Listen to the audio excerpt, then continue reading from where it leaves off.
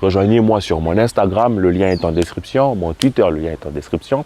On continue de faire gonfler cette communauté. Yo les gars, alors j'espère que vous allez bien. On se retrouve pour une autre petite vidéo. On est en extérieur, patati patata. Maintenant, je pense que vous êtes un peu habitués. Alors sur cette vidéo, on va parler d'un sujet que vous aimez ou que j'espère vous aimez. C'est Lionel Messi de retour en 2023. Alors oui, non, pourquoi, comment, quel poste, est-ce que ça va abîmer un peu l'atmosphère ou le rythme des jeunes et tout. Est-ce qu'il vient pour être remplaçant et tout ça et tout ça.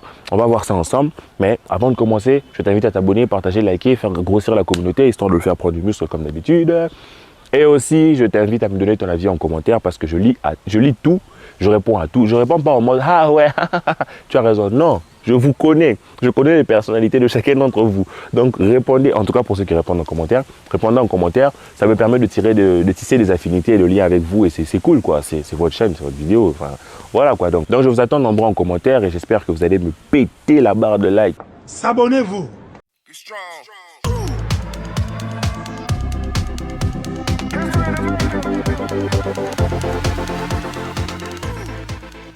Alors Lionel Messi, en 2023, le retour de notre légende, une légende du football, une légende de l'histoire.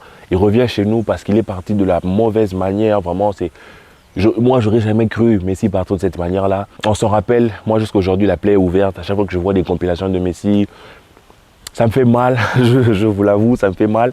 Et il y a l'opportunité, on a cette opportunité-là dans les rumeurs, déjà dans les médias, pardon, il y a des rumeurs qui ressortent que non, Laporta et Alemany seraient prêts à discuter avec le Paris Saint-Germain pour récupérer Lionel Messi, mais que lui ne décidera rien avant la Coupe du Monde. Donc c'est après la Coupe du Monde qu'il prendra sa décision. Mais moi je pense fortement que sachant comment Messi aime Barcelone, et si on lui montre aussi de l'intérêt et qu'il trouve aussi de l'intérêt à revenir au FC Barcelone, il reviendra. Moi, j'aimerais pas qu'il revienne juste pour 6 mois. S'il peut faire une saison complète avec nous et en mode on l'accueille. Vous voyez, pour Lewandowski, il y a eu 57 000 personnes qui sont déplacées. Imaginez pour Lionel Messi. On aurait 100 000 personnes. Je serais au Camp Nou, moi. Je serais au Camp Nou pour voir Messi revenir. 100 000 personnes en train de crier Messi revient et tout. Lors de son dernier match, comme Andrés Iniesta, qu'est-ce qu'on ferait?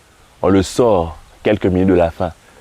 Et on laisse genre 5 minutes pour que tout le monde l'acclame, adversaire, tout le monde l'acclame, Lionel Messi, qui prend sa retraite au FC Barcelone et va jouer en Amérique avec Busquets.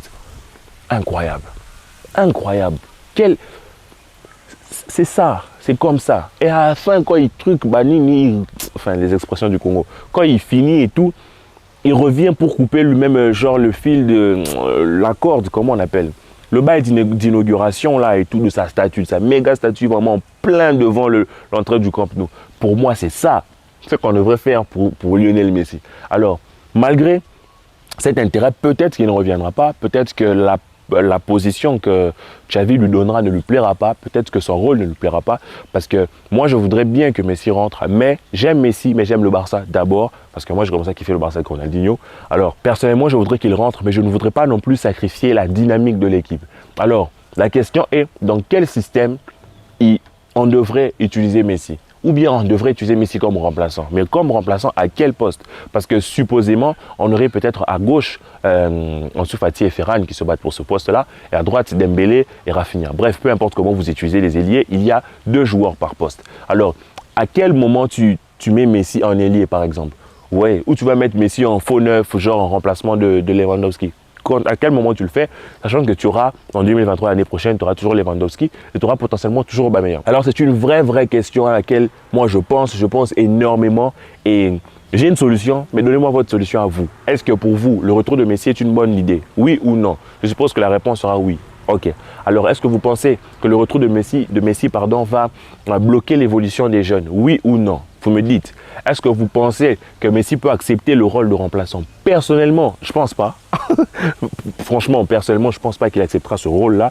Ça va créer beaucoup de problèmes extrasportifs, patati patata. Donc, je ne pense pas qu'il acceptera ce rôle. Je pense que s'il vient, il jouera un peu moins, il sera titulaire, jouera un peu moins, mais il n'acceptera pas un poste de remplaçant. En mode, il entre pour 10 minutes, il entre pour 5 minutes, il entre pour les 15 dernières minutes, pour les 30 dernières minutes. Je vois mal Messi accepter ça. Mais bon, ça, c'est à voir comment Xavi va lui parler, lui expliquer quels sont ses ressentiments, en fait. Parce que je me dis, si la Coupe du Monde se passe mal pour lui, en fait, il aura peut-être dans l'intérêt ou voudra peut-être continuer de prouver encore que c'est Lionel Messi et voudra revenir au Barça titulaire. Mais si, admettons, par n'importe quelle folie ou passage extraordinaire. L'Argentine gagne la Coupe du Monde. En ce moment-là, Messi n'a plus rien à prouver dans le monde du football. Il aura fini le game, plié le game. Il aura ça sera fini en ce moment-là. Il pourra venir au Barça pour passer une dernière saison juste administrative comme telle et ne pas être tout le temps titulaire pour entrer dans la dynamique des remplaçants. Mais sinon, même si on le met dans la dynamique de remplaçant, vous le mettez à la place de qui à quel poste, sachant que déjà maintenant, il ne joue plus, il n'est plus ailier. Maintenant, en 2023, c'est l'année prochaine, il aura un an de plus. Donc, le poids de l'âge, il ne sera plus ailier. Donc, moi, je pense que la meilleure solution, c'est un 3-4-3. Le 3-4-3 que je kiffe, que j'aimerais bien voir à la PlayStation. Un 3-4-3 avec un milieu en losange, avec Messi en 10. Vous voyez ça à l'écran. Pour moi, c'est la solution, c'est ma solution. Peut-être ça ne vous plaît pas, franchement, je le comprends. Il y a beaucoup de personnes à qui ça ne plaît pas. Et même moi, d'un certain point de vue, je trouve pas ça très équilibré parce que c'est pas super efficace en termes de retour et de repli, les ailiers, patati patata, comme vous savez, beaucoup d'entre vous me demandent, il n'y a même pas de latéraux dans ta composition, elle est trop nulle ta composition. Ok, elle est trop nulle ma composition. Mais je me dis, mettre Messi en 10, peu importe que tu l'utilises en 3-4-3, en 4-3-3, en 5-3-2, en 3 ou en 1 million, peu importe. Mais je pense que Messi, il faut à tous les coups, le replacer en 10, le replacer dans cette zone-là où on sait, Messi, quand il est sur l'aile, il revient toujours au milieu. Donc, remettons-le au milieu, comme ça, il a une vision sur tout et tout. Il aime souvent, ces dernières années, il commence à reculer de plus en plus bas pour récupérer le ballon. Donc, laissons-le laisser cette liberté-là. Et quelle serait la meilleure liberté pour le meilleur numéro 10 du monde que de jouer numéro 10 au FC Barcelone? Dites-moi. Donc, pour moi, sans conteste, si je pouvais, et si ça pouvait me permettre de gagner mes matchs, je le mettrais par exemple en 10. Mais bien sûr, je sais que ce n'est pas très équilibré. Maintenant, il faudra voir. Le milieu de terrain sera composé de qui? Là, sur mon classement, là, j'ai mis Bernardo Silva. Au moment où je tourne cette vidéo, je ne sais même pas si Bernardo Silva va venir au Barça.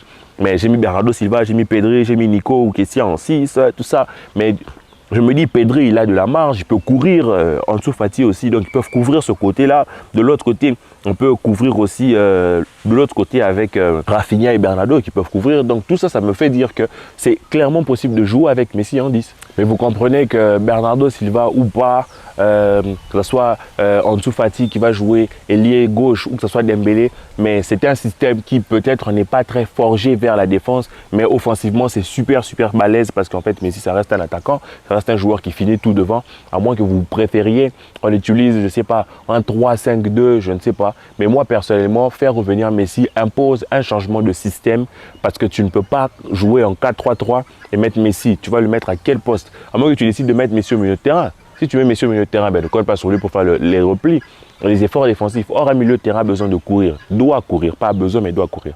C'est-à-dire que pour moi, le retour de Messi implique directement un changement de système.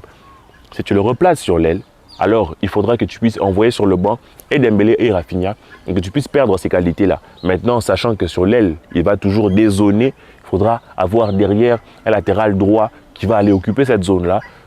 Pour l'instant, on ne l'a pas. Donc pour moi, le retour de Messi est une bonne chose, mais le retour de Messi est un défi, tant financier que sportif et aussi tactique en fait. Et je pense que le financier peut peut-être être réglé avec le Paris Saint-Germain si on trouve un accord. Le sportif, ça peut être réglé parce qu'il marquera toujours, il fera toujours des très belles choses. Maintenant sur le tactique, je pense que ça sera un vrai défi pour Xavi de trouver comment utiliser au mieux Lionel Messi s'il devait revenir. Alors les gars, ça c'était mon avis. J'attends votre avis en commentaire. J'espère que cette vidéo vous aura plu, que vous serez nombreux en commentaire et que l'on pourra discuter, papoter. Alors pour ceux que ça intéresse, rejoignez-moi sur les réseaux sociaux. Pour ceux que ça intéresse, rejoignez-moi sur mon Instagram, le lien est en description, mon Twitter, le lien est en description. On continue de faire gonfler cette communauté. Alors les gars, je me taille, à plus.